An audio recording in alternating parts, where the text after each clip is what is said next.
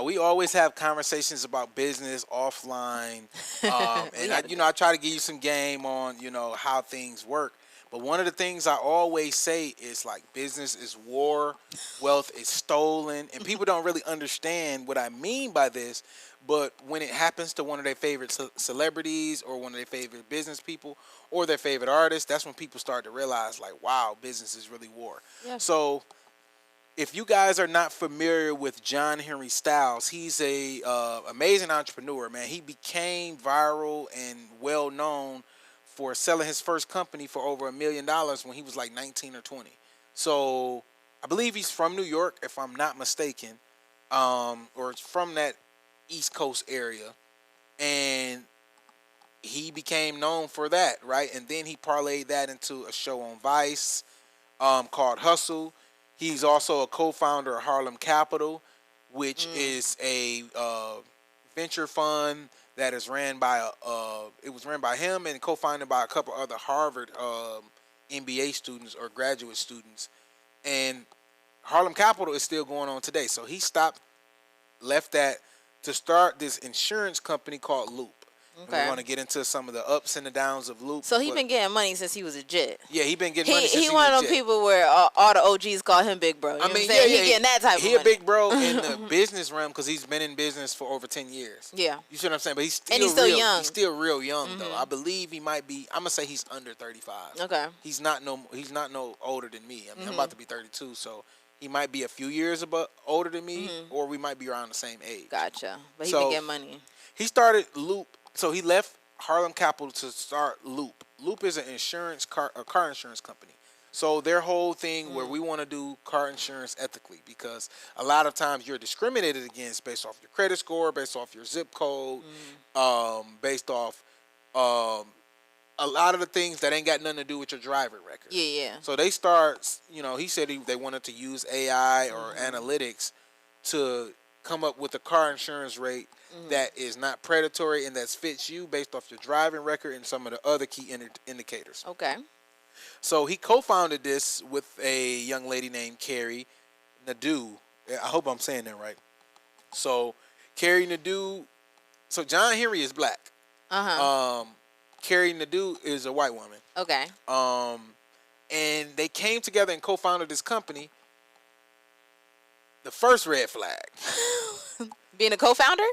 Not being a co-founder, being co-CEOs. Okay. So co-CEO usually works when you have a huge conglomerate company and you got multiple different business models. Let me give you an example. Okay. Amazon. Yeah. Amazon got Amazon.com. Yep. Then you got Amazon Web Services that provide the cloud infrastructure. And then you got Amazon Prime. You got Amazon Video. So they got a bunch of different co-CEOs in that. Netflix has co-CEOs. Yeah.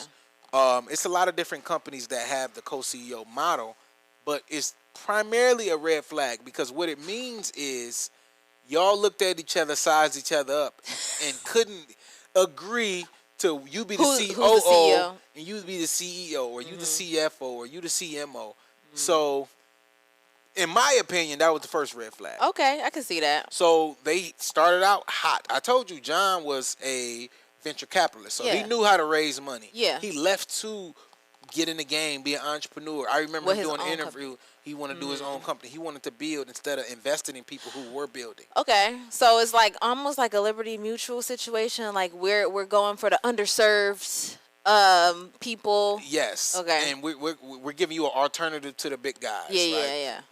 Which I think is still needed, okay? Because the way Geico would be like, that's gonna be $400. You in Atlanta, they like to bust windows. That's gonna be $400. Yes. So the red flag number one, the co-CEOs.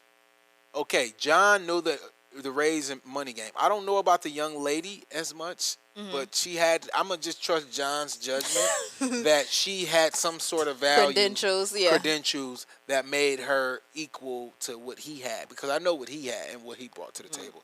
But they were co-CEOs. They raised $34 million. Okay. So this is not. That's not no little bit of money. That's not no little bit of money, and obviously it was during the pandemic, 2020, 2021, whatever. And then the troubles happened. Some of the troubles that they had were obviously just retaining and attracting customers, things like that. But then they went through a lot of financial troubles after they couldn't get their second raise. So what people don't understand is when you're raising money, right, and when you have a business, you take on investors. So you invest in my company. Okay. The only way you get your money back is if I make enough money through revenue to pay you back. Right. Through the profits, which rarely happens because it rarely happens. I'm investing for growth. I was going to say, trying to be profitable when I first start out. I'm trying to grow and acquire customers. So that, number one, that's not going to happen. Number two is an acquisition. Somebody comes in bigger than you and buys you out. As the investor, you get paid. Number three is another raise. Right, which is what they tried to do, right? Which is what they tried to do, Okay. And it didn't work. Number four, IPO. They way too far from that because they're still a startup. But that is another way to exit and give the investor some money. So they tried to raise additional capital. I wonder what happened there. Like if I invest in you the first time and I'm like, James, I'm feeling generous. I want to give you $1 million. And then you come back around 3 years later. Why don't I want to give you another $1 million? Because for one, that $1 million might have been the biggest investment that I could do. And I've gave $1 million to 15 other people. That's how venture capital works. And to be honest, they didn't raise enough. They didn't raise, and I always say this, a lot of times when you see these white companies and they raise $600 million, you be like, why the hell did they raise all of that money? It's because they're raising enough up front to where they got some runway for 4 to 5 years to where they don't have to raise, and we're gonna figure out if this shit gonna work or if it's not. A lot of black companies or black founders, they have the issue where they raised the first round and then now they can't get the second and third and fourth investment. You hear stories about a lot of these companies, Elon Musk, Jeff Bezos, Google, all these dudes, when they tell their story, they be like, man, we was 6 weeks away from going bankrupt, and then we got a line of credit from here. Then we went to the bank, or my uncle gave me some money. My auntie gave me some money. Trump was bankrupt. He got a small loan of $1 million from his dad. David Ellison from Oracle right now. Oh, he's trying to buy Warner Brothers Discovery. Oh, by the way, my dad's giving me $45 billion. Those are the differences between when you come from privilege and when you come from money, or when you have the privilege to get access to capital. And now you can fail forward. When you black, a lot of times you get that 1 or 2 shots. You don't get a chance to fail forward. So would you say that, especially because they're in insurance, is requiring a lot of money? I mean, we're talking about car accidents, for God's sake. It requires a lot of capital. And then there's probably state laws, because I remember they were only in Texas, so they don't have the economies of scale. I reached out to them trying to do some advertisement, and I thought about it like, we're a global company, like we advertise everywhere. They probably don't want to advertise with us because they only in Texas. Yeah, that makes sense. So they only target in Texas. So that was a red flag right then. But it takes time to get approved each state. You need millions of dollars. You need fucking consultants. You need a lot. All right. They couldn't raise the money. They tried for 20 months to raise the money. They did an ABC bankruptcy. What is an ABC bankruptcy? Why don't you let me know? Okay. An ABC bankruptcy is it's called assignment for the benefit of creditors. That's why they call it AB. For the benefit of ABC. creditors. So it's a state law alternative to the formal federal bankruptcy. So when you hear people file bankruptcy, a lot of times they file bankruptcy with the federal government, with the feds, because they were only operating in Texas. They were able to do an assignment for the benefit of creditors, ABC. In the state of Texas or whatever, or wherever they was operating, if they still stayed in Texas.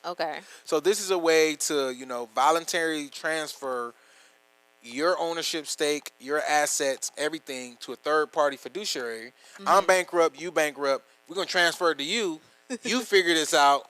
How can we get our creditors that has priority and everybody else is wiped out? So that's when the liquidation process starts. You start selling assets. You start distributing the proceeds in an orderly fashion. And this is after the 20 months of trying to raise more money. Correct. Right? So unlike federal laws, unlike formal bankruptcy, right, which operates under the federal laws, they're governed by state laws. So it's a different, it's a different. It's not as strict. It's a different jurisdiction. Minimum court oversight. So like when you go into bankruptcy court, like it costs money to go bankrupt. Yeah. Like it costs a lot of money. So their formal process, they just went through the state, right? Here's where it really get interesting. So John put out a video, and he basically talked about and gave people an update. Now this was years ago.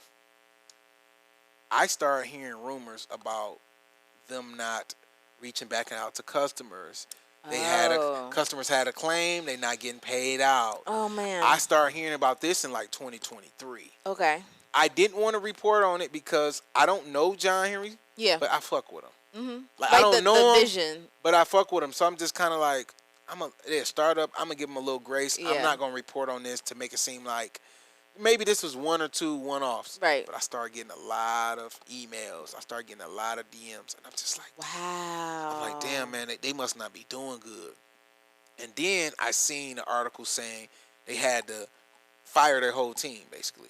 Dang. So once I seen that, I said, yeah, they not doing well. And you said this is back in 2023. This is about 2023, 2020, early 2024 when they made the announcement about firing their whole team. Dang. And that's then, never good. Yeah, that's never good. And then that's over the last 20 months, that's when they've been trying to raise the money. So since the early 2024, now it's the end of 2025, now they're just like, fuck it, whatever, we're going bankrupt. Here's the problem that they ran into. Apparently the company still have some sort of value because now there's a big legal dispute going on between John and the co-founder. Okay. They started the company together. They ran the company together because they was co-CEOs. So they probably got equal distribution. I know they got diluted, so it's not 50-50, but just think about it in terms of 50-50 from an easy standpoint. Okay. John said in his video that they went through this 18-month process of liquidating, getting the bankruptcy approval, talking to the investors. They raised a lot of money. I mean, EYL, who else is the guy? The guy who owns Essence. A lot of these people invested in this company. Wow. They had a cap table that was strong. Dang. I wish they had made it. And he said in the middle of at the night owl, in the ninth inning, he gets an email from his co-founders' attorneys demanding that he basically transfer all the IP and transfer all of his ownership, because the ownership was just going to go back to them. They liquidated. They're going to transfer the ownership to a new entity, and now they're just basically 50-50 in that entity. They can start out and do it themselves. They raised all this money in one entity, and then they basically went bankrupt, so they cleaning that up and moving on to the next entity. Business is cold. Like, you can go bankrupt. This is why you got to... And just move on. Anytime you're giving somebody any type of loan or investment, just go and write the money off. I mean, because whether they win or lose, you're probably not going to get your money back. Because a lot of times they can file bankruptcy and do all of this other shit. Unless you're massively successful, then it pays for all the other. That's what venture capital is about. I give you $5 million, but I give you $5 million and 15 other people. Something's going to hit. It's like the lottery. It's basically the lottery for finances. He said in the midnight hour, he got a legal email from her team basically demanding ownership, demanding all the IP and everything. Now, this man is a co-founder who built it off of his name. I told you, he was a venture capitalist first. So all of this raising money, they was on Forbes, they was on Yahoo Finance, they was on TechCrunch, they was on... He's kind of like to be honest, he's kind of like a PR princess. You know my PR princess. PR prince. He's a PR prince. Like, he's real good with the media. He knows what he's doing. Okay. So he gets a document in the wee hours of the night talking about, I want everything. I'm taking the company. I'm doing the hostile takeover. I want everything you got. I'm taking all the... Sign all of this, all of the equity, all the IP is mine. You're done. Well, then the answer is no, right? Like, well, now they fighting. Now they got to put up a proposal to buy the assets. You know, they got trademarks. They probably the website. They probably got all this other software. It's like a bad breakup. You know, you break up with somebody, but you was using their Netflix. Right. Look, hold on. That happened to me. Stop it. Look. I had a girlfriend in college. I'm gonna say her name too. I'm not gonna do that. I'm not gonna do that. So I had a girlfriend in college that I was dating, and she had the Netflix to where only a few people can be on at a time. Yeah. So I'm chilling with another chick. Oh God. Oh my God. And my phone just kept blowing up. I'm like, dang. Oh, she's trying to spin the block. You know what I'm saying? I'm thinking she's trying to spin the block. She said, like, get off. She like, get off of my Netflix. Can you get up? But she never really noticed I was on because it was like 2 or 3. So when she's watching and I'm watching, like it's hard for all of us to be watching at the same time. But you know who's watching Netflix by the algorithm. It's like, I ain't watched that. Somebody else watched that. Yeah, and then so she hit me up and was just like, can you get off of my Netflix? And I'm just like, I'm not even gonna respond. But you know how I left her on red or whatever. left her on red. She hit me up again in like a month or two, asked me again. And then eventually I tried to sign in and couldn't get in. So she probably just, Yeah. She tried to get you to sign away. She logged out of all of the devices, and then I couldn't get back in. And I ain't had Netflix since. I ain't never paid for Netflix. I'm done. Yeah, but it basically a have to take over. So now that... But my thing is, yes, it's a problem because I'm thinking like we still have 50-50, right? But also, if you don't want to sell it, don't sell it. Why is it a big problem? Like I think he should. You think he should? I think he should sell it. He shouldn't give nothing away for free now. Yeah.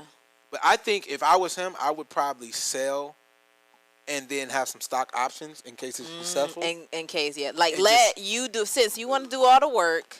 Then you do all the work. You want to do a house to takeover. My stocks, though. Okay, I'll sell my 50% for $500,000. Let's just call it $500,000. And I have an option for 8% of the company. So if y'all sell the company for $100 million, I get 8%. I get at least 8%. I walk away with $8 million. I also got my buyout. That's what I would do. Right. But I don't really know what are they fighting over if they're bankrupt. It must be something. You know what it could be? I'm going to be honest. It could be, and this is sound crazy, she might have some people that want to invest in her. I think so, too. I was going to say that. She might have an acquisition on the table, and she's like, fuck it, let me stiff him. I already went bankrupt. Right. Let me stiff him and go get acquired. Because I don't want him to benefit from my plug. Correct. Correct. What you said, business is war. Business is Wealth war. is stolen. Wealth is stolen. Child. Yes. So I don't know that for sure, but looking at it from that perspective, sounds about right. I can see how somebody would try to play it that way and say, I'll acquire it for a couple $1 million, and now you're looking at it like, damn, I got to split with I got to pay taxes, got to pay John. But that would also, to your point about the stock option, that would make him whole. Like, okay, you got a potential, but like I ain't stupid. Like, you know what I'm saying? You got something up the sleeve. There's a rabbit in the hat. There's a reason to fight for these assets. Yeah. And I don't know the reason because they haven't put out too much information. I could try to go look up the bankruptcy case. I'm gonna try to get some people on that. But all the information that I talked about today is pretty much what's in the public. Yes.